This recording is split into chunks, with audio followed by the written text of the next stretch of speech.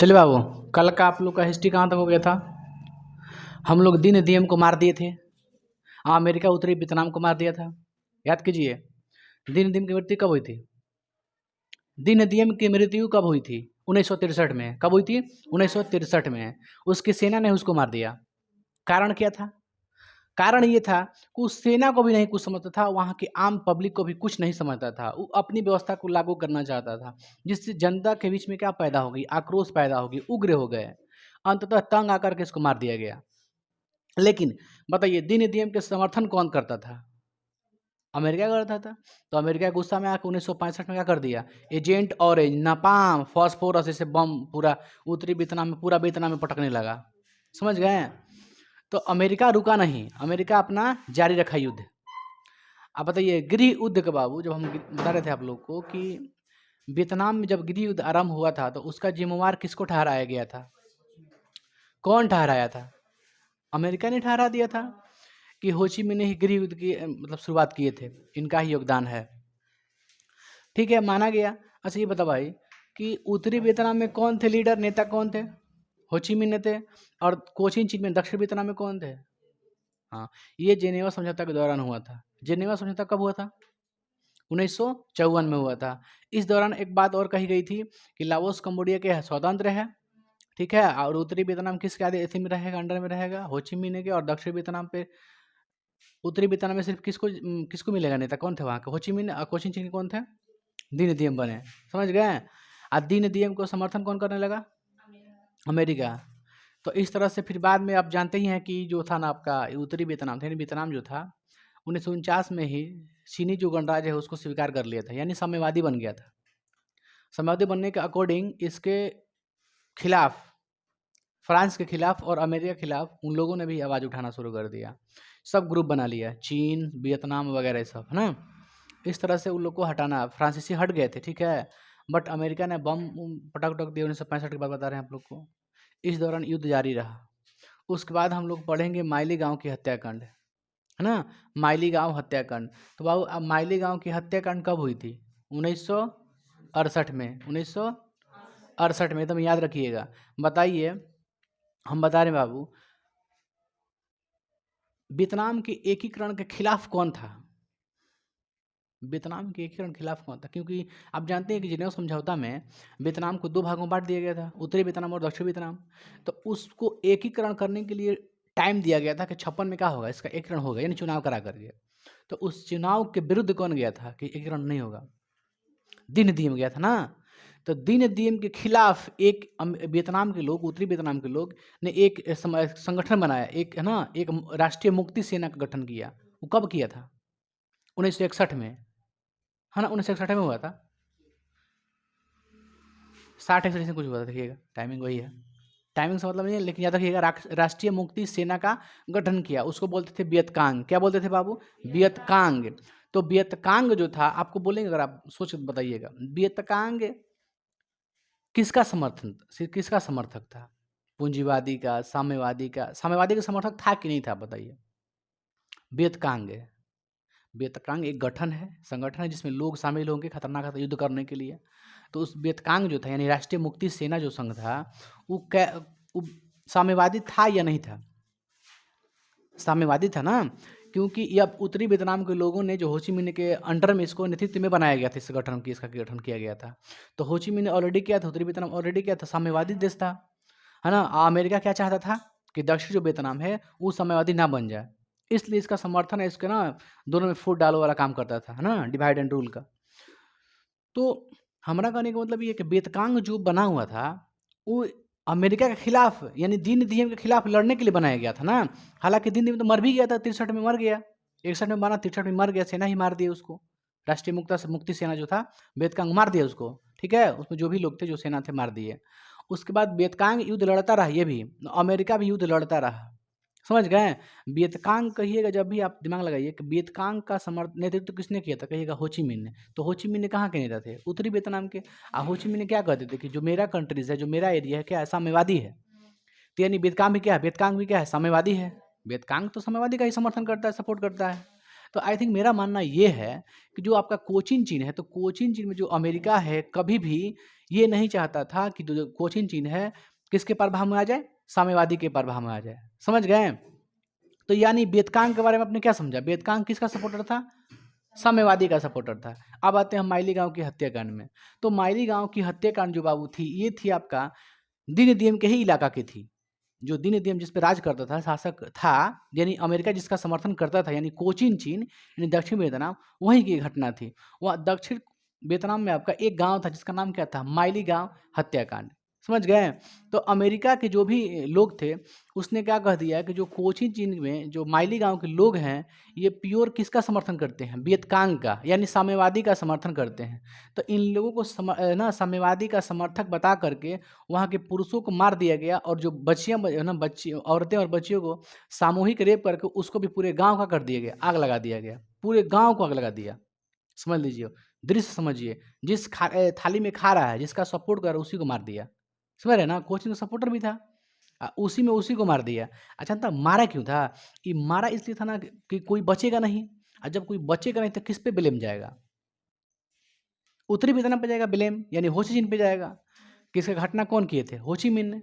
आप कहिए ना कि एक व्यक्ति बच गया उसमें, माइली का जब हत्याकांड हो गया, एक बूढ़ा व्यक्ति बच गया, इस घटना को पूरा उजागर कर दिया कि कौन किया, कैसे किया, पत्रिका पूरा पत्र लिख लिख करके पूरा समाचार पत्रों में पूरा छपवा दिया कि अमेरिका का ऐसा ऐसा नीति था। समझ गए? तो वियतकांग का प्योर समर्थन मान करके इसको मार दिया गया, अमेरिका वाला, है ना? मारा था ना कि उत्तरी वियतनाम के खिलाफ हो जाएगा ये लोग, और ही इसके बीच में का एकीकरण नहीं हो पाएगा, तो इसलिए ये लोग मार दिया गया। बात समझ गए ना आप लोग ना? माइली गांव के हत्याकांड, माइली गांव तो हत्याकांड हो गया, कोई दिक्कत नहीं है बाबू। माइली गांव के हत्याकांड के बाद अमेरिकी जो था, अमेरिका के जो तो उजागर कर दिया, बूढ़ा व्यक्ति उजागर कर दिया कि कैसा कैसा किया अमेरिका घटना। तो अब इसका जो समाचार पत्रों में चला गया, तो अब अंतर्राष्ट्रीय लेवल पे इसकी आलोचना होने लगी अमेरिका के, कि अमेरिका जो था, सोच लिए राष्ट्रीय अंतर्राष्ट्रीय लेवल पे, यानी हर देश के लोग इसके खिलाफ हो गए अमेरिका के, कि आपने ये क्या किया, आप वहाँ पे आप जा रहे हैं मैटर सुलझाने के लिए, कि आप मैटर को फंसाने के लिए जा रहे हैं, उस मैटर को थोड़ा जल्दी क्लियर कीजिए, ठीक है? अमेरिका को दबाव, पूरा दबाव बढ़ गया, उस पर दबाव आ गया अंतर्राष्ट्रीय अंतर्राष्ट्रीय लेवल से, उसके पास पूरा आ गया दबाव कि जल्द से जल्द इसको निपटारा कीजिए। समझ गए? एक व्यक्ति थे, समझ गए, उनका नाम था रसेल। क्या नाम था? रसेल। उन्होंने इनके ऊपर, अमेरिका के ऊपर $3 अरब का दंड लगा दिया कि तुमको $3 अरब देना है, ठीक है? क्यों तुम दूसरों के बीच में गए, इंटरफेयर किया? तो इस अकॉर्डिंग इस पे $3 अरब की दंड लगा दिया ना, कि आपको इतना भरपाई करना है। $3 अरब बहुत ज़्यादा हो जाता है, $3 हम लोग के ना, तो $1 का हो जाता है लगभग 70, अप्रोक्स कम होता है थोड़ा बहुत, बट 70 रुपये हो जाता है $1 का। तो सोच लीजिए कितना हो जाएगा हम लोग के पैसा में, $3 अरब। तो उस पर इतना का कर्जा लगा दिया गया कि आपको देना है इतना पैसा। समझ रहे आप लोग? इसमें कोई दिक्कत है? अंतर्राष्ट्रीय लेवल पर आलोचना कब हुई? माइली गांव की हत्याकांड जब भी उजागर हुआ, उसी दौरान आपका क्या हो गया, ये हो गया $3 अरब। अब देखिए, लेकिन अमेरिका क्या युद्ध करना छोड़ दिया था? युद्ध करना तो छोड़ा नहीं था, युद्ध करना नहीं छोड़ा बाबू, युद्ध करना जारी रखा था। अब बेतकांग भी जारी रखा। बेतकांग में ये मत सोचिए कि बेतकांग मतलब छोड़ दिया था, नहीं, वो भी क्या कर रहा था, वो भी बेतकांग ही लगा था। और मारने का तरीका जानते हैं कैसे मारता था वो लोग, बेतकांग वाला? उत्तरी अमेरिका के जो लोग थे, सॉरी उत्तरी वियतनाम के जो लोग थे, कैसे मारते थे? उत्तरी वियतनाम, लाओस, कंबोडिया, फिर कोचिन चीन, इस मार्ग को क्या कहते हैं? हो ची मिन्ह मार्ग। समझ गए? तो हो ची मिन्ह मार्ग किसे कहते हैं? तो कहिएगा, उत्तरी वियतनाम से दक्षिणी वियतनाम तक जाने वाली मार्ग थी। यह क्या थी? एक मार्ग थी जो लाओस, कंबोडिया के सीमा से होते हुए गुजरती थी। समझ गए? लाओस कंबोडिया के सीमा से गुजरते हुए जाती थी। इसमें अलग अलग जगह पर छावनी बनाए गए थे, छावनी और चिकित्सालय बनाए गए थे, ताकि कोई घटना हो जाए, दुर्घटना हो जाए, किसी सैनिक को चोट लग जाए ना, तो चोट लगने के बाद उसको मरहम पट्टी किया जा सके, है ना, उसको इलाज किया जा सके, तो तुरंत करता था वो लोग इलाज। कौन? जो छावनी बना के, जो चिकित्सालय बनाए थे, जो हॉस्पिटल बनाए थे, वहाँ हॉस्पिटल में छोटा मोटा चिकित्सा, है ना, कर सकते हैं मेडिकल वगैरह, तो छोटा मोटा लगाए थे कि थोड़ा भी क्षतिग्रस्त हुआ तुरंत मरम्मत, कोई भी चीज़ का सगड़ी से मारता था। सोच लीजिए कि सीमा से लगते हुए जाता है। किसकी सीमा से? वियतनाम के पूरा सीमा से लगते हुए जाता है। कौन कौन? Laos, Cambodia. कहाँ जाता है? दक्षिण वियतनाम में। हम हो ची मिन्ह मार्ग लिख देते हैं। सबसे पहले लिख देते हैं बाबू, माइली गांव हत्याकांड। आप लोग माइली गांव हत्याकांड समझ गए ना? ये घटना कब की है? 68 की घटना है। थोड़ा सा लंबा हो जाएगा लिखने में, समझ गए, इसलिए हम थोड़ा सा वीडियो को स्टॉप करके पुश कर करके इसको लिख देते हैं, है ना बाबू। चलो ध्यान दीजिए, लिख दिए ना, कोई दिक्कत नहीं इसमें बाबू। माइली गांव का हत्याकांड समझ लिए, इसको अच्छा से उतार लीजिए, ठीक है। वही बात लिखे थे, अमेरिका के सेना के द्वारा दक्षिण वियतनाम के माइली गांव के लोगों को बेतकांग का समर्थन मानकर पूरे गांव को क्या कर लिया गया है, घेर लिया गया। समझ गए ना आप लोग, क्या किया गया, घेर लिया गया। घेर कर पुरुषों को मार डाला गया और औरतों और बच्चियों को सामूहिक रेप करके उन्हें भी क्या कर दिया गया, मार दिया गया। समझ गए। मारने के बाद क्या कर दिया गया, फिर से पूरे गाँव को सबको मार दिया, एक जगह कहीं कोठरी में बंद कर दिया। आप पूरे जहाँ जहाँ जो जो घर है, आप पूरे पहले को उतना बढ़िया बिल्डिंग थोड़ी ना था, झोपड़ी वगैरह था, पूरा धक मास काशी में धो के जला दिया वो लोग। समझ गए। पूरे गांव को आग लगा दिया गया तथा लाशों में से एक का बच गया, बूढ़ा व्यक्ति बच गया।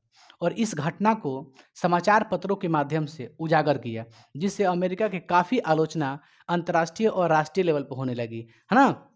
अंतर्राष्ट्रीय और राष्ट्रीय लेवल पर होने लगी। इस कारण अंतर्राष्ट्रीय और राष्ट्रीय लेवल के स्तर पर इसको पूरा दबाव बढ़ने लगा अमेरिका पर। समझ गए। अमेरिका पर काफ़ी दबाव बढ़ने लगा, जिससे इस पर दंड भी लगाया गया। किसके द्वारा, रसेल के द्वारा। समझ गए बाबू। अंतर्राष्ट्रीय लेवल पर क्या होने लगी इसकी, अंतर्राष्ट्रीय स्तर पर इसकी काफ़ी क्या होगी, आलोचना होने लगी। और एक प्रसिद्ध क्या थे, दार्शनिक, क्या थे, जिनका नाम जानते हैं तुरंत आप लोग, रसेल। रसेल ने अमेरिका पर 3 अरब, कितना, 3 अरब डॉलर का दंड लगाया। बाबू आ रहा है, छोड़ दें। 3 अरब डॉलर का क्या लगा दिए बाबू, क्या बाबू बोलिए, हाँ, दंड लगाया। इसमें कोई दिक्कत है, यहाँ तक खत्म हो गई। अब हम लोग आगे बढ़ते हैं। क्या अमेरिका युद्ध कर रहा है, तो क्या अमेरिका अभी तक युद्ध बंद कर दिया है, नहीं बंद किया गया, है ना। लेकिन जैसे ही लोग, आप समझिए, अब होगा होची मिन्ह के मार्ग से, होची मिन्ह मार्ग से युद्ध होगा। अब समझ रहे, युद्ध हो रहा है। प्रथम इंडो चाइना युद्ध कब से कब हुआ बताइए, 46 से 54 तक हुआ ना। प्रथम इंडो चाइना युद्ध 46 से 54 तक। 54 में क्या हो गया आपका, समझौता। कौन समझौता, जिनेवा समझौता। जिनेवा समझौता में सबको आज़ाद कर दिया गया, लेकिन वियतनाम को बांट दिया गया। बांटने के बाद दक्षिण में अमेरिका का हो जाता है समर्थन, समझ गए, जिससे पूरा विवाद चलता है। अमेरिका को हटाने के लिए अमेरिका की नीति क्या थी कि साम्यवादी के प्रभाव को नहीं बढ़ाना है यहाँ पे, है ना, ठीक है ना। उसके बाद अमेरिका युद्ध करते रहता है, कोई दिक्कत इसमें नहीं है। वो अभी तक युद्ध जारी रखा आपका 1968 तक जारी रखा। लेकिन अब क्या हो गया कि हिंद चीन से जो मार्ग था आपका, अब जस्ट लिखेंगे हिंद चीन मार्ग, अब समझा दें आप लोग को किसे कहते हैं हिंद चीन मार्ग। हिंद चीन मार्ग किसे कहते हैं, उत्तरी वियतनाम से दक्षिण वियतनाम तक जाने वाली वह एक मार्ग थी, जो लाओस, कंबोडिया के सीमा से गुजरती हुई जाती थी। समझ गए। इसमें अलग अलग जगहों पर छावनी तथा चिकित्सालय बनाए गए थे, जिससे कोई भी दुर्घटना होने पर उसकी मरम्मत किया जा सके। समझ गए ना संक्षेप में। आगे बढ़ते हैं। तो इसी दौरान आप समझिए बाबू मेरी बातों को, इसको लिख दिया जाएगा, मिटा देगा, मिटाने के बाद लिखने में अच्छा लगता है। देखो ध्यान दीजिए बाबू, होची मिन्ह मार्ग समझ गए ना, ध्यान दीजिए। ये आपका क्या है, वियतनाम है, क्या है, वियतनाम। ये कई भाग में हुआ था, एक नॉर्थ वियतनाम, एक साउथ वियतनाम। नॉर्थ वियतनाम को क्या कहते हैं, तोंग किन, और साउथ वियतनाम को कोचिन चिन। अब बताइए, इसके ही सटे कौन सा क्षेत्र था, लाओस। उसके बाद कौन था, कंबोडिया था। समझ गए, यहाँ से बना हुआ था। ये लोग उत्तरी अमेरिका से निकलता था, क्योंकि जानते हैं कि मालीगांव हत्याकांड अंतर्राष्ट्रीय पर उसको काफ़ी आलोचना हो गई अमेरिका के। फिर भी अमेरिका युद्ध जारी रखा। अब वियतकांग भी अपना युद्ध जारी रखा। समझ गए। वियतकांग को पूरा ना सपोर्ट मिल गया, अंतर्राष्ट्रीय लेवल पर मिल गया उसको, चीन दे रहा है, उधर सोवियत संघ दे रहा है उसको, काफ़ी मात्रा में उसको मजबूती आ गई। समझ गए। इस दौरान इन लोगों ने क्या निकला, यहाँ से निकलता था ये लोग। अब बस जैसे ही एंट्री हुआ, यहाँ से कहीं से ढाएँ, इधर से मारता था, इधर से मारता था, इधर से मारता था। समझ गए।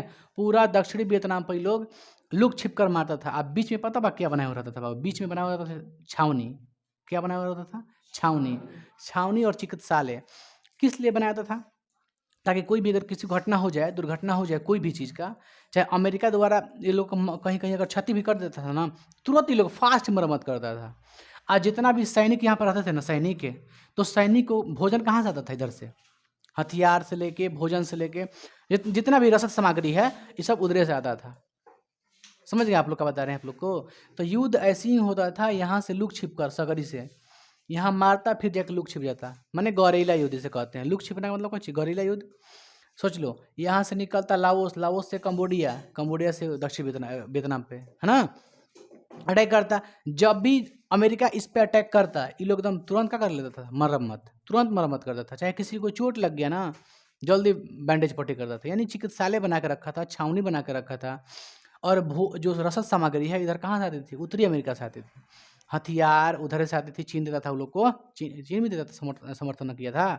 तो चीन के कारण ये लोग सब बेचारा मजबूत हो गया था। तो हिंद चीन आप समझ गए? हिंद चीन, सॉरी, होची मिन्ह मार्ग समझ गए आप लोग? उत्तरी वियतनाम से कहाँ आने पे?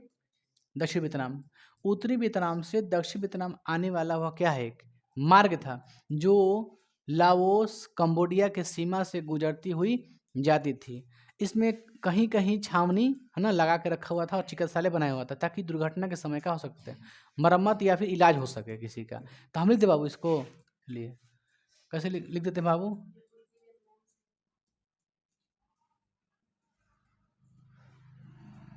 यह उत्तरी वियतनाम से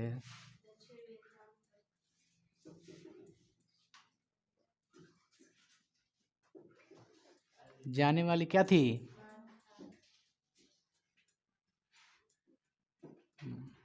मार्ग थी, जो कहाँ से? लाओस और कंबोडिया, कंबोडिया के सीमा क्षेत्र से गुजरती हुई जाती थी। इसमें जगह जगह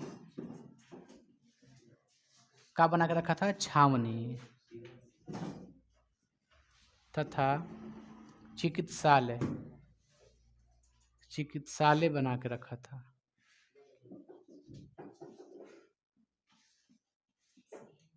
ताकि दुर्घटना में क्या कर सकते हैं?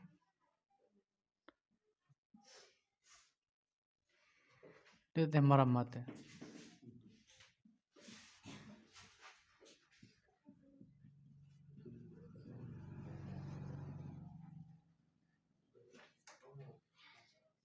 इसमें कोई दिक्कत है? देखिए दो का लिखे हैं, उत्तरी वियतनाम से दक्षिण वियतनाम तक जाने वाली वो मार्ग थी जो लाओस, कंबोडिया के सीमा से गुजरती हुई जाती थी।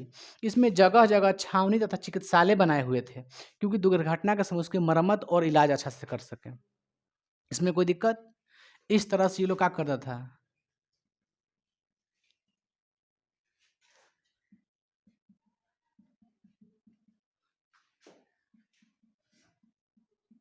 गौरेला युद्ध,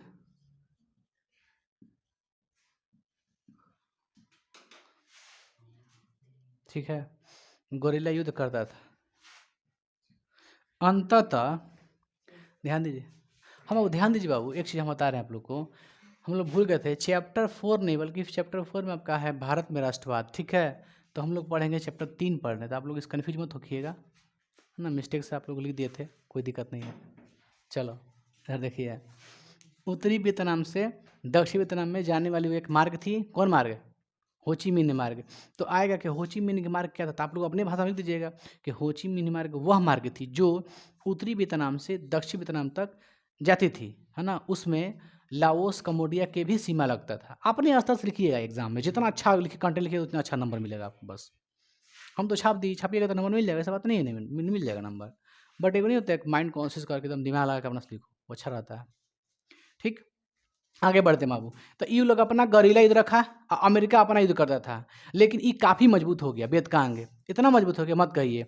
वो लोग अंततः डर के मारे या फिर शांति के बता करके कि शांति हम लोग चाहते हैं, अमेरिका बोल दिया कि अब हम लोग क्या चाहते हैं, शांति चाहते हैं, समझ गए। तो शांति चाहने के लिए बोल दिया कि हम लोग शांति चाहते हैं। उसी दरमियान क्या हो बाबू आपका 1969 की घटना बता रहे हैं आप लोग को। 68 में माइली हगाव की हत्याकांड हुई। उसी दौरान अंतर्राष्ट्रीय पर उसकी हाहाकार होने लगी, आलोचना होने लगी, समझ गए। ये तो ये अपना गोरिल्ला युद्ध करता ही था, समझ गए ना। ये गोरिल्ला युद्ध करता था, वो क्या करता था अपना, अमेरिका अपना युद्ध करता था, समझ गए। दोनों में टकराव काफ़ी थी, लेकिन इसके ऊपर अमेरिका के ऊपर क्या था, अंतर्राष्ट्रीय स्तर पे दबाव बढ़ने लगा। दबाव बढ़ने के कारण इसने क्या कहा कि अब हम क्या चाहते हैं, शांति चाहते हैं। तो इसने शांति जैसे ही बोला कि हम शांति चाहते हैं, उसी दरमियान अब क्या हुआ, 1969 में आपके हिंद चीन में जो उत्तरी वियतनाम के थे, जो कौन थे नेता, हो ची मिन्ह थे, उनकी मृत्यु हो जाती है। ठीक है। तो वियतनाम के राष्ट्रीयता के जनक किन्हें माना जाता है, हो ची मिन्ह को, है ना। वियतनाम के राष्ट्रीयता के जनक हो ची मिन्ह को माना जाता है। तो शांति जैसी कहा कि हम लोग शांति चाहते हैं, तो 1969 में किसकी मृत्यु हो जाती है, हो ची मिन्ह की मृत्यु हो जाती है। समझ गए बाबू ना, इसमें कोई दिक्कत है? लेकिन यह फिर भी क्या रहता है, युद्ध जारी रहता है। और शांति के लिए तो कोई ना कोई बैठक चाहिए। उत्तरी वियतनाम में कौन थे, हो ची मिन्ह थे ना। तो बैठक बोला मेरे को, हम बैठक चाहते हैं, शांति चाहते हैं, लेकिन उनकी मृत्यु हो जाती है। ठीक है बाबू।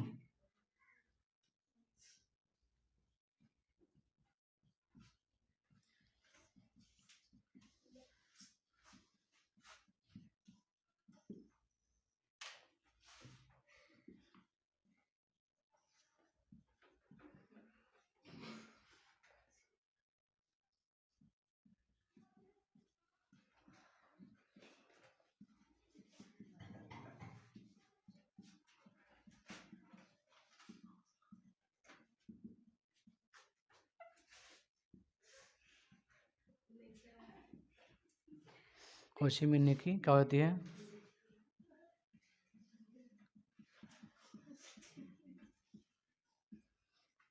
ठीक है ना, हो ची मिन्ह। तो इसमें हंसना क्या है। हाँ लिखे हैं, अमेरिका का चाहता था शांति, लेकिन 1969 में उसी तरह में क्या हो गया, हो ची मिन्ह की मृत्यु हो गई, समझ गए। फिर भी युद्ध जारी रहा अभी तक ले। युद्ध क्या है, जारी है आपका। युद्ध क्या है, जारी है, युद्ध जारी रहा। मैं ध्यान दीजिए, जो पॉइंट बताएंगे उसका याद रखिएगा, ठीक है। अब देखिए, जो जो बाहरी जो मूवी थी, जो हॉलीवुड मूवी थी, अमेरिका के पे फिल्म ही बनने लगा, हॉलीवुड मूवी, है ना। क्यों जानते हैं, कोई भी मूवी बनता है तो हर लोगों के पास पहुँच जाता है, मूवी तो हर कोई देखता है। तो हॉलीवुड इसके ऊपर, अमेरिका के ऊपर जो मालेगांव की हत्याकांड हुई थी, उसके मतलब उसी को कॉपी पेस्ट करके एक बनाने लगा, कौन सी हॉलीवुड मूवी बनाने लगा वहाँ के लोग, अमेरिका के कह दीजिए चाहे उधर के जो भी है। तो उधर के हॉलीवुड फिल्म बनाने लगा, इसकी काफ़ी हॉलीवुड के मतलब चलचित्र द्वारा इसकी काफ़ी आलोचना होने लगी। हॉलीवुड मूवी में दिखाने लगा कि ये कैसे-कैसे कांड किया था मालीगाँव में, समझ गए आप, वियतनाम में कैसे इसकी एंट्री हुई थी। तो काफ़ी उसका मतलब हॉलीवुड फिल्म दिखा के काफ़ी आलोचना होने लगी। तो इस तरह से अंतर्राष्ट्रीय बल और इस पे दबाव बढ़ गया।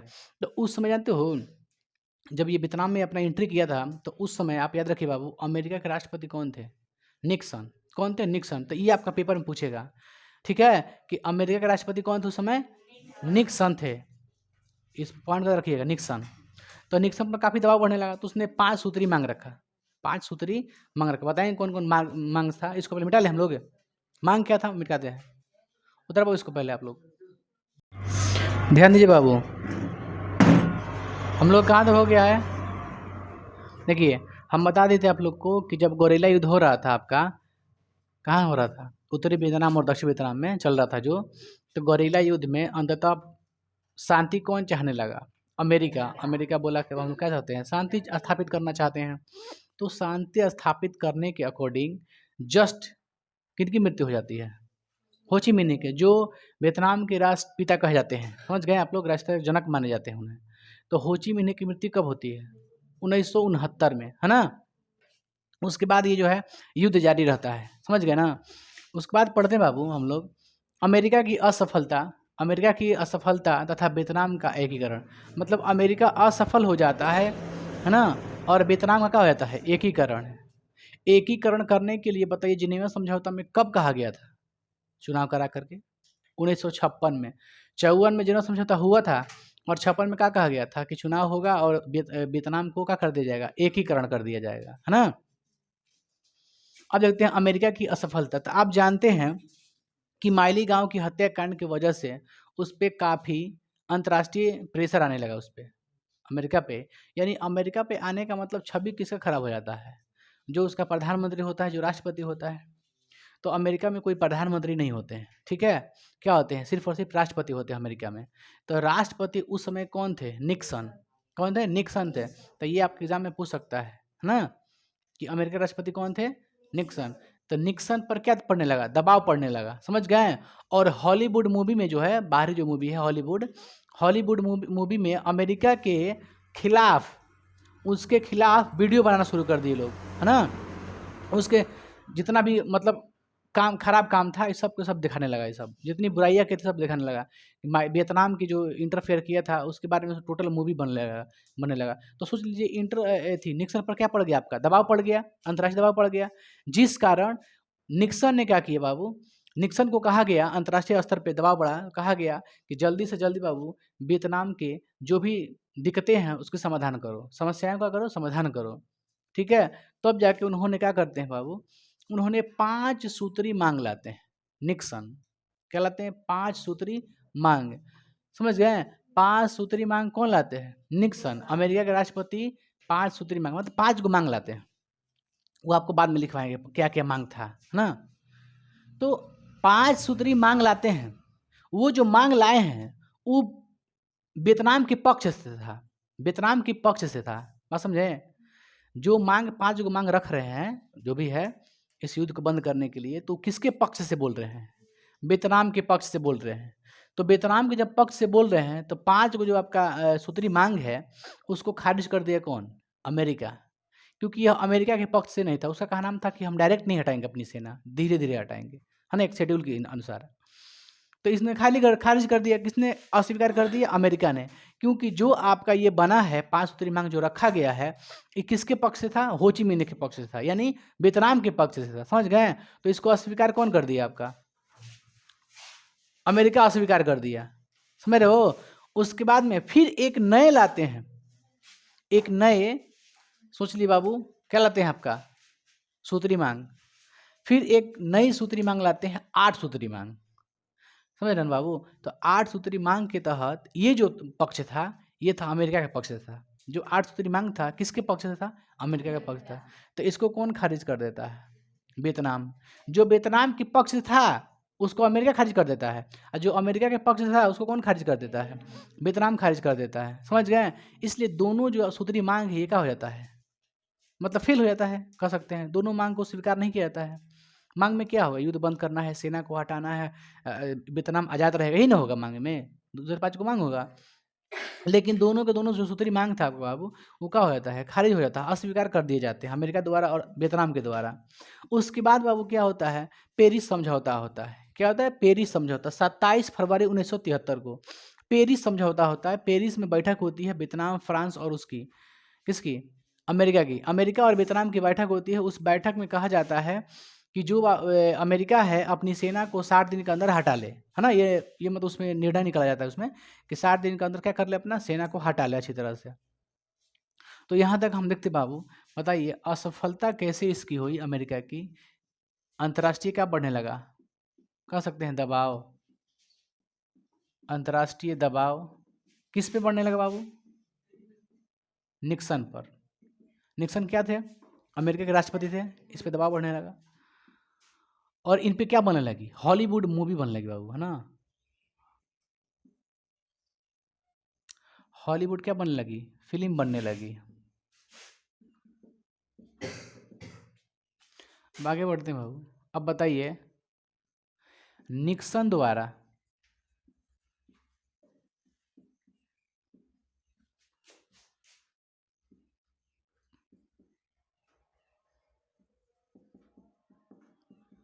शांति स्थापित करने हेतु क्या लाते हैं? 5 सूत्री मांग लाते हैं। लेते हैं पक्ष, किसके पक्ष से? वियतनाम के पक्ष से, है ना। वियतनाम के पक्ष से 5 सूत्री मांग लाते हैं। लेकिन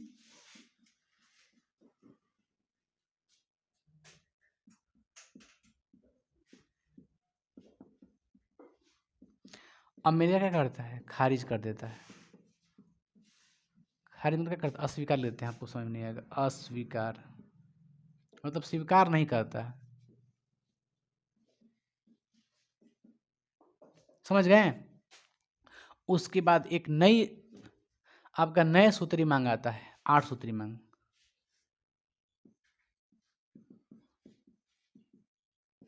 पुनः निक्सन द्वारा क्या आता है?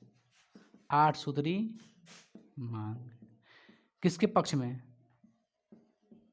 अमेरिका के पक्ष से।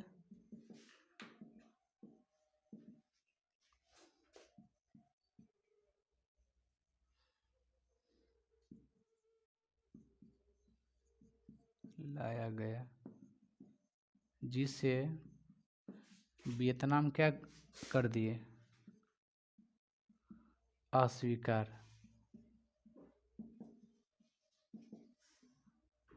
दोनों देखिए, दोनों सूत्री मांग सफल रहा। दोनों सूत्री मांग सफल रहा भाई, नहीं ना रहा? पहले 5 सूत्री, अब घबराइएगा मत। 5 सूत्री मांग का मतलब 5 गो पॉइंट है, 5 गो मांग बा कि हई दे दो, हऊ कर दो, हई कर दो, ना वाला सुझाव। 5 आपको कैसे जनरल संसद में हुआ था कि नहीं 56 में क्या होगा, चुनाव होगा, ठीक है, वियतनाम को बांटा जाएगा, ऐसा हुआ था ना। उसी पर 5 सूत्री मांग लाया। लेकिन पहले का 5 सूत्री मांग का कौन विरोध किया? अमेरिका विरोध कर दिया। और दूसरा 8 सूत्री मांग का कौन विरोध किया? वियतनाम विरोध कर दिया। दोनों सूत्री मांग खत्म, है ना? सबको अस्वीकार कर दिया गया। उसके बाद ध्यान दीजिए बाबू, एक समझौता होती है, जिसे कहते हैं पेरिस समझौता।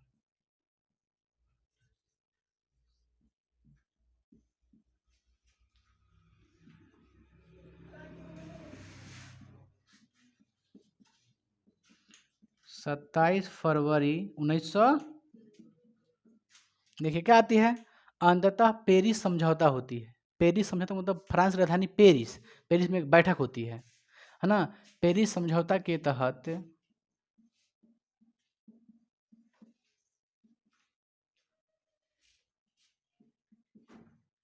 अमेरिका और वियतनाम ना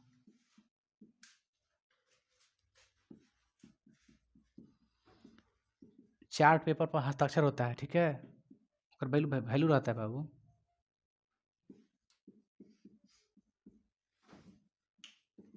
यह निर्णय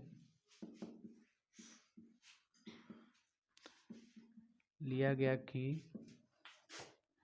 अमेरिका 60 दिन के अंदर अपनी सेना कहाँ से हटा ले? आ रहा है ना? वियतनाम से हटा लें। लेकिन ये दोनों मांग को बाबू खारिज कर दिया गया था, समझ गए? ये पेरिस समझौता के तहत क्या हो जाता है बाबू? वियतनाम क्या हो जाता है? आज़ाद हो जाता है। आज़ाद होता नहीं है, उसका एकीकरण के यहीं से मांग होती है। लेकिन जाके एकीकरण कब होता है उसका? वो होता है 1975 में। कब होता है? 1975 में। 1975 में ध्यान दीजिए, 1975 में वियतनाम में जो उत्तरी वियतनाम था और दक्षिणी वियतनाम था, दोनों का होता है एकीकरण। और 1975 में फाइनली क्या होता है? लाओस, कंबोडिया, वियतनाम का होते हैं, स्वतंत्र हो जाते हैं, आज़ाद, पूरी तरह से आज़ाद। समझे? तो पूछेगा एग्जाम में कि बताइए वियतनाम की आज़ादी का मांग कब किया गया था? बताइए वियतनाम में आज़ादी का मांग कब किया गया था? 2 सितंबर 1945 को, ठीक है? हो ची मिन्ह ने आके मांग किया था, हम बताए थे आप लोग को, याद नहीं है आप लोग को? ठीक है। लेकिन फाइनली वो आज़ाद नहीं हुआ था। हनोई समझौता टूट गया था, फिर जेनेवा समझौता हुआ, उसके बाद भी 54 तक युद्ध हुआ, इंडो चाइना युद्ध। उसके बाद देखिए अंततः कब होती है आज़ाद? 1975 में बाबू होती है। अंततः 30 अप्रैल 1975 को उत्तरी एवं दक्षिण में क्या होता है? एकीकरण। लिख देते हैं इसका पॉइंट यहाँ पे। अंत में 1975 में उत्तरी एवं दक्षिणी आ रहा है ना? वियतनाम का क्या हो जाता है?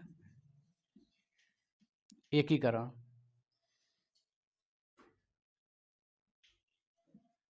चूंकि लिख रहे हैं अंतिम रूप से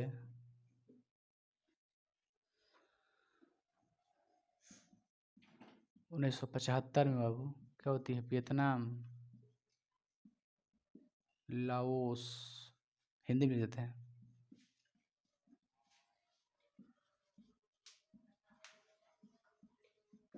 कंबोडिया पूरी तरह से क्या होता है?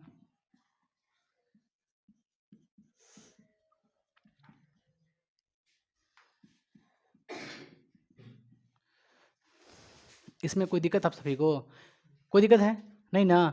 अंतर्राष्ट्रीय स्तर पे दबाव बढ़ने लगा, किस पे? निक्सन पे बढ़ने लगा। उन्होंने क्या किया कि शांति माहौल बनाने के लिए 5 सूत्री मांग लाया। 5 सूत्री मांग को अमेरिका वाले ने क्या कर दिया? खारिज कर दिया।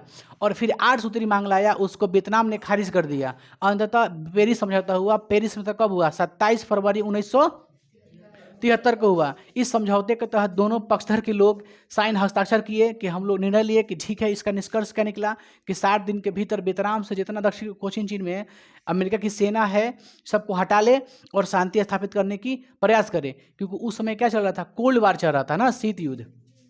शीत युद्ध तो सब लोग अपने में फंसा था, समझ गए ना?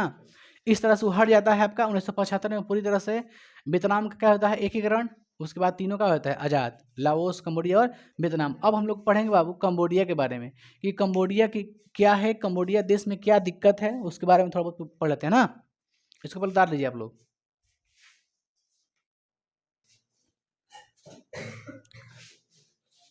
आप सभी को जेनेवा समझौता याद है कब हुआ था? 1954 में हुआ था। जेनेवा समझौता में क्या क्या हुआ था? थोड़ा बहुत याद है तो बताइए आप लोग। लाओस और कंबोडिया का हो गया था। लाओस कंबोडिया क्या हुआ था? स्वतंत्र हो गया था। वियतनाम को 2 भागों में बांट दिया गया था। तो वियतनाम का एकीकरण कब हुआ? 1975 में। लाओस और कंबोडिया कब आज़ाद हुआ? 54 में, जेनेवा समझौता के तहत। तो हम लोग पढ़ने जा रहे हैं कंबोडिया। क्या पढ़ने जा रहे हैं?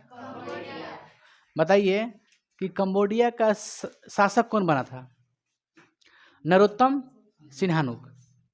कंबोडिया के 1954 में जब जेनेवा समझौता के बाद कंबोडिया आज़ाद हो गया था, तो वहाँ के शासक कौन बना था? नरोत्तम सिन्हानुक। 1954 में बाबू 1954 में जिनेवा समझौता के तहत क्या हो गया था? आज़ाद हो गया। और वहाँ क्या बना था बाबू? संवैधानिक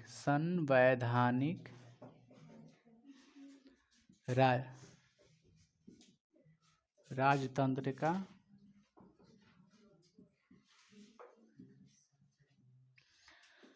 ध्यान दीजिए बाबू। वहाँ का शासक कौन बना? नरोत्तम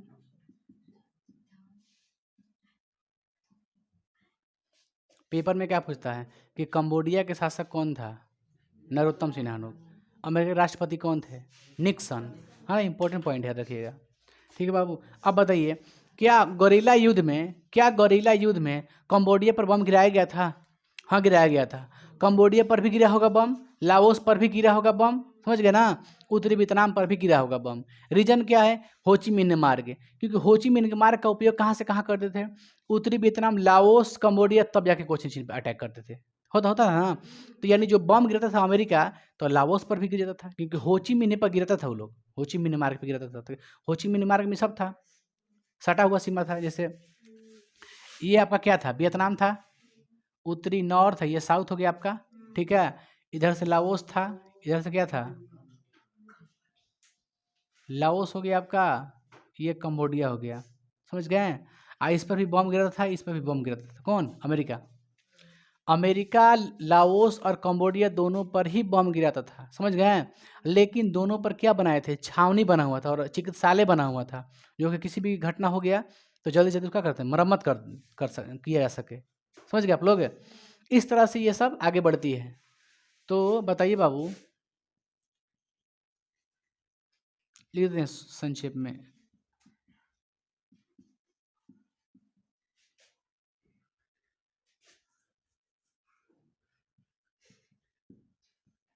इसकी भी सीमा होची मिन्ह आती है, जिस कारण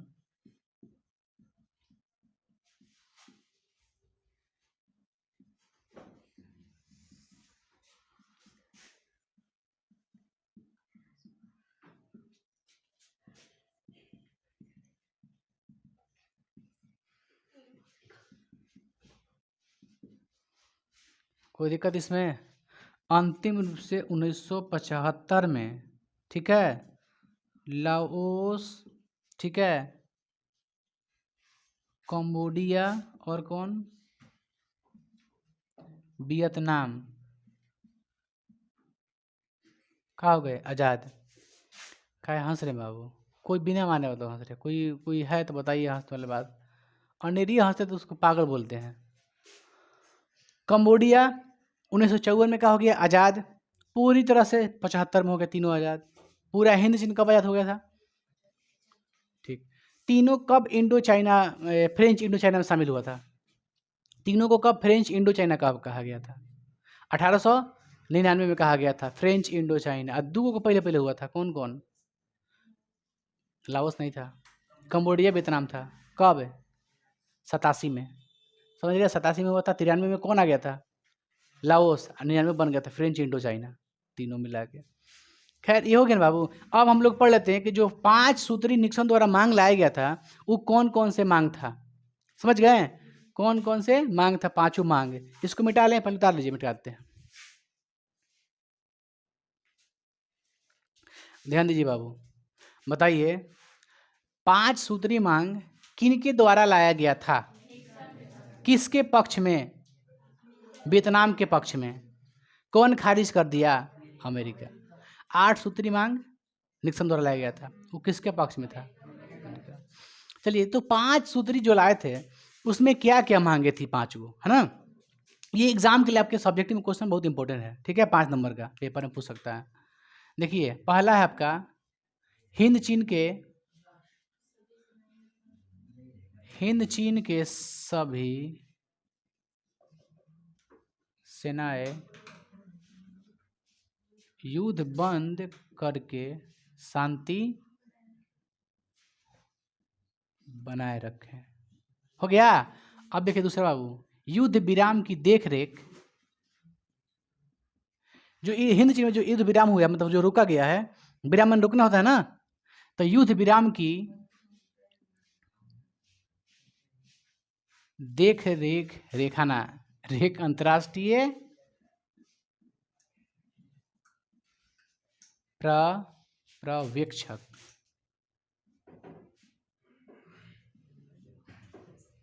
ठीक है बाबू, कोई दिक्कत इसमें?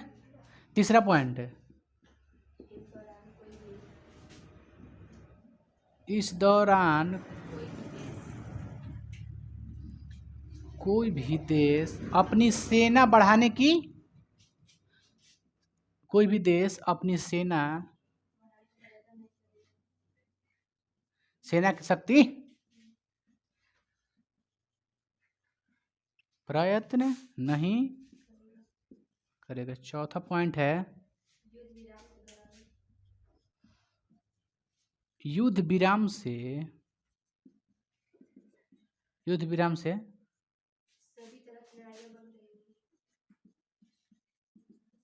सभी तरह के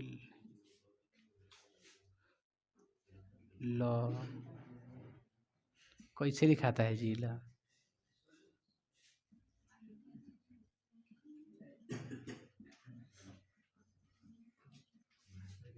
पांचवा रह गया आपका युद्ध विराम का अंतिम लक्ष्य समस्त हिंद चीन में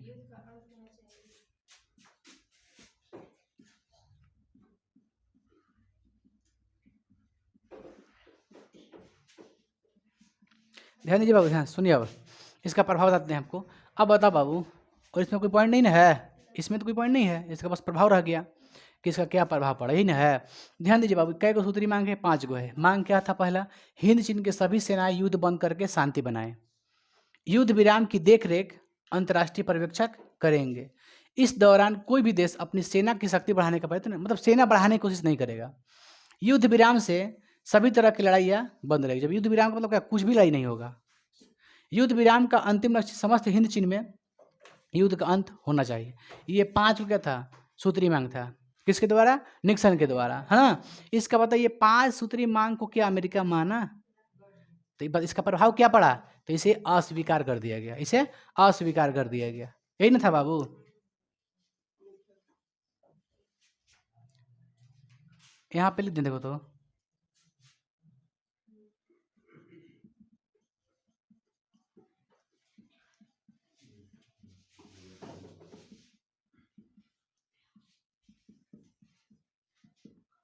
इसमें कोई दिक्कत है? ये है आपका 5 सूत्री मांग। ये पेपर में पूछेगा सब्जेक्टिव क्वेश्चन 5 नंबर के, ठीक है। उतार लो इसको पहले। ध्यान दीजिए बाबू, आप लोग हम क्या पूछे, ध्यान दीजिए। जो आपका क्वेश्चन आएगा पेपर में, उसके लिए इंपॉर्टेंट एक बता दिए आप लोगों को कि 5 सूत्री मांग वाला प्रश्न पूछ सकता है। एक और है जो आपके लिए बहुत इंपॉर्टेंट है, दीर्घ उत्तरीय प्रश्न है, ठीक है। हिंद चीन में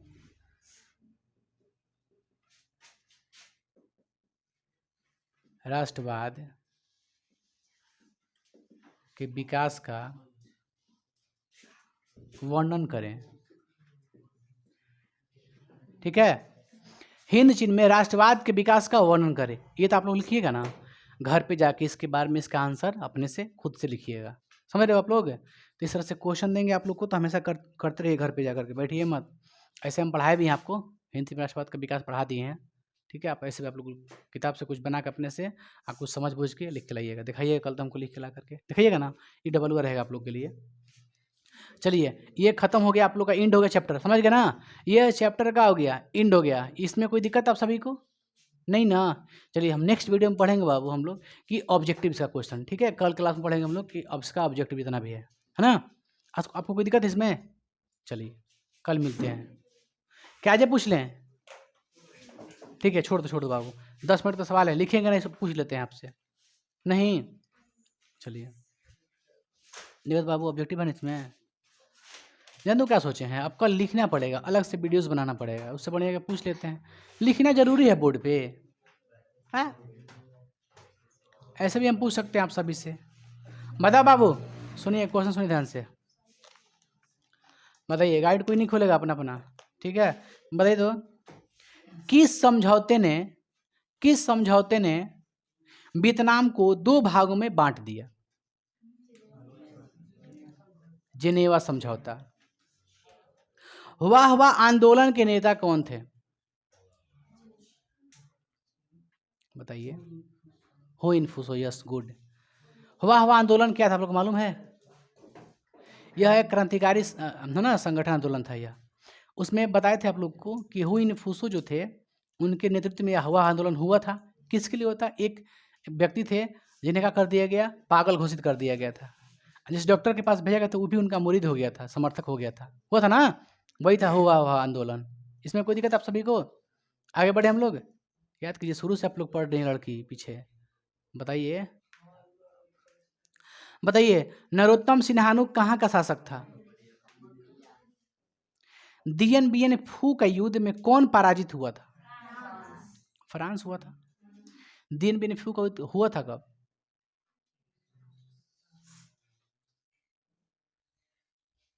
54 में ना, 54 में ही तो हुआ था, तब ना जिनस में था, हुआ था बाबू। आगे बढ़ते हैं। अन्नामी दल का संस्थापक कौन थे? आप लोग नहीं लिखे? अन्नामी जो अन्नाम जो दल था, छात्र लोग थे, लेकिन इसमें लिखे दिए हैं आपको जगनुएम आई नाम था। पूछेगा नहीं, इंपॉर्टेंट नहीं है, बट याद कर लीजिएगा ऐसे, जगनुएम आई। किस प्रसिद्ध दार्शनिक ने एक अदालत लगाकर अमेरिका को वियतनाम युद्ध के लिए दोषी करार दिया था? रसेल। कौन थे? रसेल। कितना लगाया था? $3 अरब। वह आंदोलन किस प्रकृति का था? धार्मिक क्रांतिकारी, चाहे क्रांतिकारी धार्मिक, ठीक है। चलिए, माइली गांव कहाँ स्थित था? माइली गांव हत्याकांड से किस देश की छवि खराब हो गई? हिंद चीन के समय युद्ध समाप्ति के समय अमेरिका राष्ट्रपति कौन था?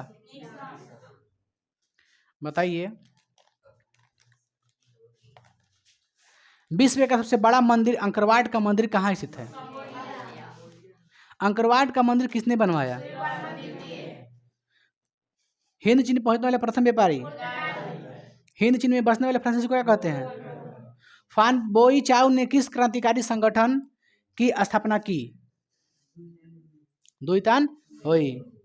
The history of the loss of Vietnam, हो ची मिन्ह का दूसरा नाम क्या था? हाँ, कोक, न्यूगन आई कोक। 1925 में वियतनामी क्रांतिकारी दल का गठन किसने किया? हो ची मिन्ह। 1930 में हो ची मिन्ह ने किस पार्टी की स्थापना की? हम बोलिए। आंग सांग देंगे, आंग सांग देंगे, कांग सांग देंगे। हाँ, चाहे कम्युनिस्ट पार्टी की स्थापना किए थे ना। चलिए आगे बढ़ते हैं।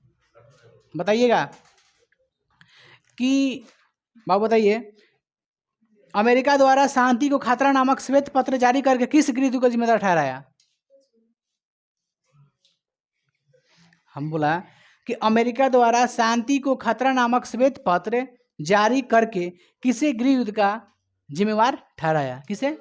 हो ची मिन्ह को। इसमें कोई दिक्कत है सभी को? आगे बढ़े हम लोग। हो ची मिन्ह की मृत्यु कब हुई थी? 1969 में। बॉयज आप लोग आवाज कमा रहे हैं, आप तो खेल रहे हैं भाई। अरे भाई उंगली दिखा के बड़ा छोटा पूछ रहा है। अरे तू लोग साफा साइको को पागल उगर है, बैल कहीं का। बोलते भाई गुलाम मुस्तफा, बोल तो बाबू। नरोत्तम सिन्हानुक, सो सॉरी यार, हमसे छूट गया एक पॉइंट्स, आप लोग बता रहे हैं। सुनिए, नरोत्तम सिन्हानुक का एक सेना का नाम था लाल खमेर। क्या नाम था?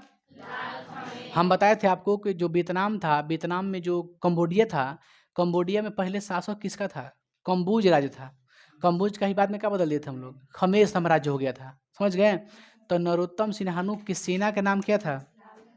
लाल खमेर से। एकदम इंपॉर्टेंट पॉइंट हम छोड़ दिए, कैसे यार हमको समझ नहीं आ रहा। कंबोडिया में इसको आप लिख लीजिएगा ना। किसका? नरोत्तम सिन्हानुक का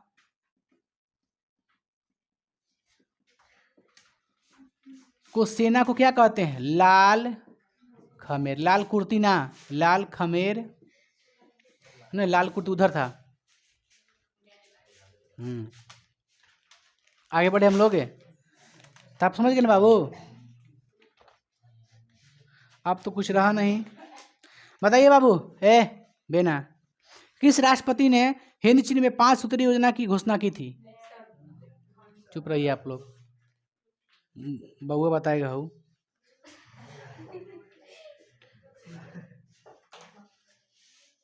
बताइए, हिंद चीन के समय सोच रहा है कैसे क्लास खत्म कर दें शक्ति से। हिंद चीन के समय युद्ध समाप्ति के समय अमेरिका का राष्ट्रपति कौन था? बता। हिंद चीन के समय जब युद्ध समाप्त हो गया था, उसमें अमेरिका का राष्ट्रपति कौन था? चल तू है बता। बताइए, बाओदाई कौन था? गोलू, बाओदाई कौन था?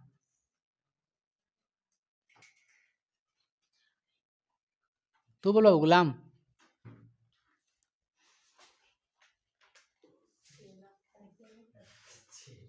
बताइए, लड़का में सब पता हो जा। बाओदाई कौन था? किसी को नहीं मालूम है? क्या कहता था दक्षिण शासक था? हम बताएं क्या कभी? क्यों कहता था दक्षिण शासक? हम तो नहीं बताए। हम बताए थे कि तो बाओदाई को बनाया गया था, फिर भाग गया था। 1945 में त्यागा था ना जी। तो 1945 से पहले था कहाँ? अरे अन्नाम का शासक था बाओदाई। अन्नाम का शासक था। पढ़ाएं आप लोग को, है ना, बाकायदा बढ़िया से पढ़ाएं आपको। हम बताए थे कि बाद में बाओदाई सरकार आया था। समझ गए? ऐसा बात नहीं था, उसको बनाया गया था। जब उत्तरी वियतनाम दक्षिण वियतनाम अलग अलग हुआ ना, तो कोचिन चीन पर अधिकार कर लिया फिर से। जब हनोई हुआ था, हनोई तो हनोई के दौरान मिला था उत्तरी वियतनाम, वो गया था कहाँ? दक्षिण वियतनाम में गया था। कौन? अमेरिका थी, फ्रांस।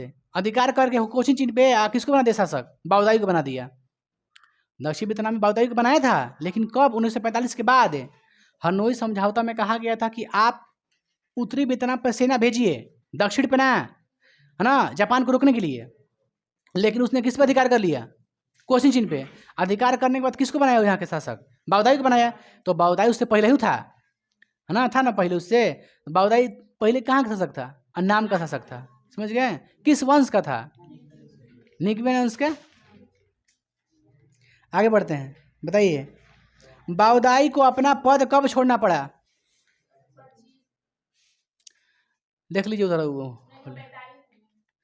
25 अगस्त 1945 को। ठीक है, बोल बाबू, लड़की चुप रही आप लोग।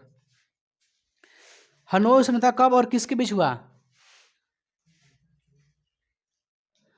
हनोई समझौता सबको बताएं। हनोई समझौता लड़का में सिर्फ कि हनोई समझौता कब हुआ और किसके बीच हुआ? हनोई समझौता वियतनाम और फ्रांस के बीच कब हुआ?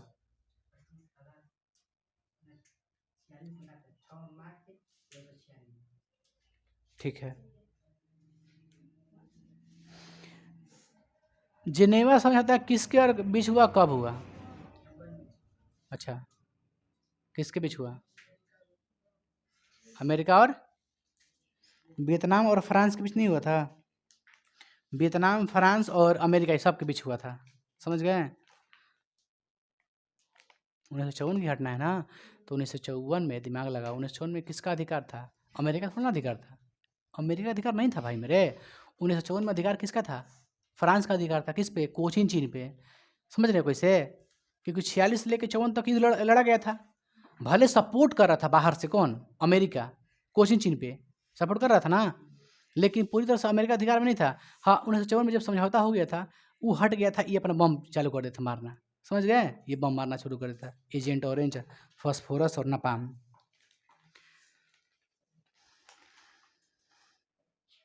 अब कुछ है बताइए तो। वियतनामी राष्ट्रवादी दल का गठन कब हुआ? 1914 में। कब हुआ? 14 में। बताइएगा आप, वियतनामी राष्ट्रवादी दल का पहला अधिवेशन कहाँ हुआ? बताए थे। वियतनामी राष्ट्रवादी दल का पहला अधिवेशन कहाँ हुआ? कैंटन, है ना, कैंटन। वियतनाम की स्वतंत्रता की घोषणा कब की गई कि वियतनाम स्वतंत्र है?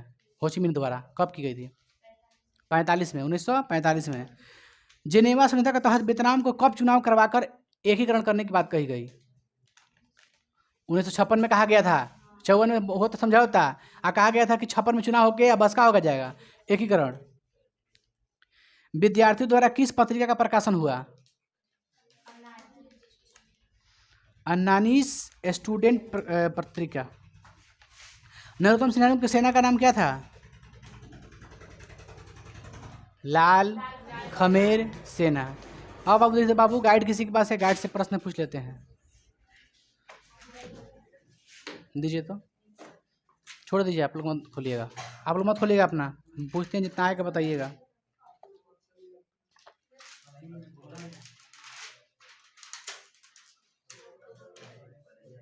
सब कवर जाएगा बाबू।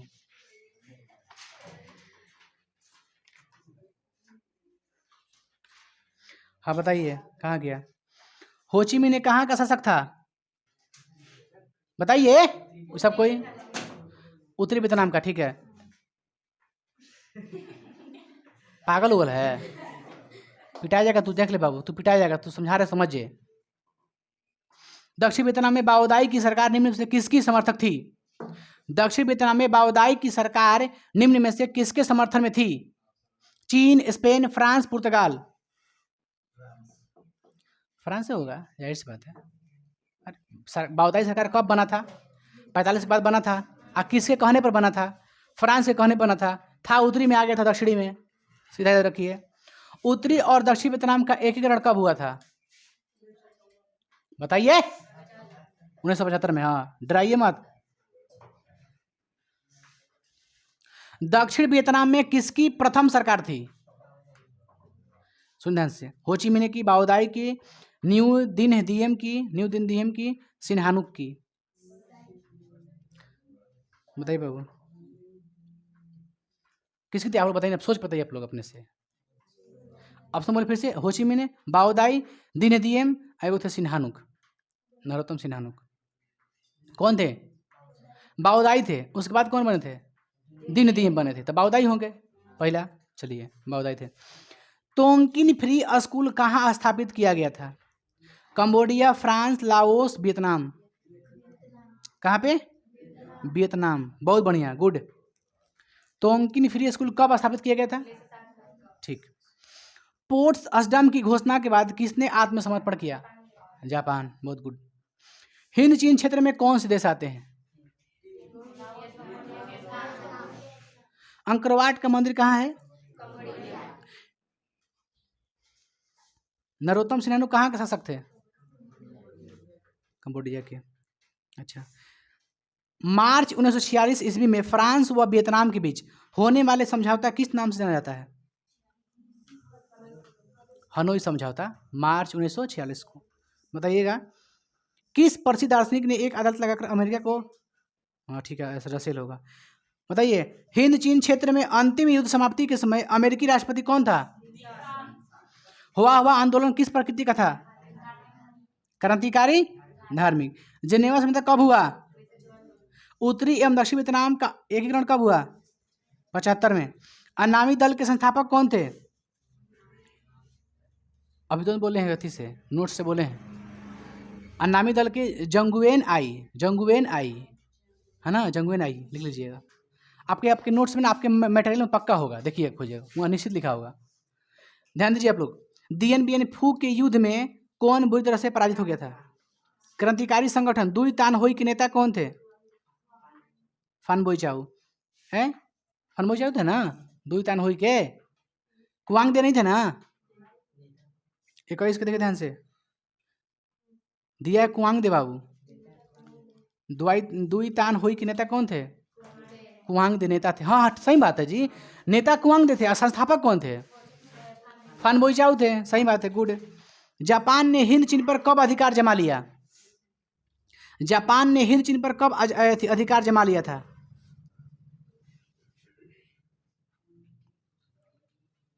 बताइए आप लोग, हम बताए हैं, पढ़ाए हैं आप लोग को। 1940 में, द्वितीय विश्व युद्ध के दौरान 1940 में कौन हो गया पराजित? फ्रांस। फ्रांस पे कौन अधिकार कर लिया था? जर्मनी। जब फ्रांस पर अधिकार कर लिया जर्मनी, तो उधर से कौन आ गया? जापान। तो जापान ने भी कब अधिकार किया हिंद चीन पे? 1940 में। अब भाग भी गया था कब? अरे परमाणु बम गिरा, भाग गया। परमाणु बम जब गिरा उस पर, तो कब गिरा था? 6 अगस्त के, 9 अगस्त के, 45 में। तो भाग गया उस दौरान, उसका सेना कमी पड़ गया। तो आया था 40 में, गया था कब? 45 में। सिंपल था। तो बोला है क्वेश्चन, जापान ने हिंद चीन पर कब अधिकार किया? 39 में कि 40 में कि 41 में कि 42 में? 40 में। बताइए, तो एक बोले आपसे लिखवाए थे, एस्कोलस रिवोल्ट विद्रोह कब हुआ? 1868 में। ठीक है, ये बताए थे, तो इम्पोर्टेंट बताए थे, 2-3 बार चिल्ला के बोले थे आप लोग से। एस्कोलस रिवोल्ट है ना। वियतनाम में तोंकिन फ्री स्कूल की स्थापना कब हुई थी? 1907 में। अंकरवाट के मंदिर का निर्माण किस शासक के द्वारा करवाया गया था? कंबोडिया की राजधानी हनोई है ना। सॉरी, नोम पेन, सही बात है। थी वियतनाम की राजधानी हनोई। वियतनाम की राजधानी हनोई, एकदम याद रखिएगा। वियतनाम की राजधानी है हनोई। ठीक है, कंबोडिया के का दिए हैं नोम पेन। देखिए, वियतनाम के क्या था?